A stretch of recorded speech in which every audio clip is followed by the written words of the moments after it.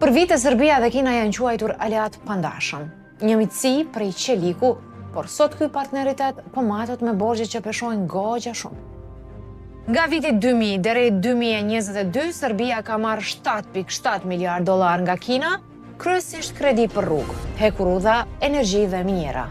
Vetëm te Exim Bank of China, Serbia sot ka borxh $2.8 miliard, sipas të dhënave të shtatorit 2025, rreth 45 milion më shumë se një vit më parë.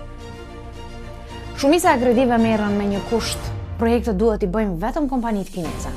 Kjo ka ngritur dyshime sepse punëkryesit zgjidhen pagar të hapur, mungon transparenca dhe borxhi i Serbisë rritet çdo vit.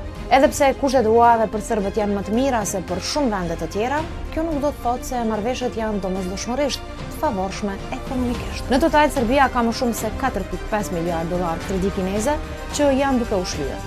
Ka edhe rreth $525 milion borxhe të ndërlidhura me kompaninë kineze Zing në sektorin e minjerave, dhe nëse kompania nuk i paguan, mund përfundoj t'i paguaj shteti. Me gjithë projektet dhe premtimet, faturat ndaj Kinës po rriten dhe pesha borxhit bien mbi qytetarët. Sa është e qëndrueshme kjo marrëdhënie? Kjo është dilema që Serbia do të përballet në vitet në vijim. Për më shumë analiza të qarta dhe të besueshme, ndiq dhe gjeo post.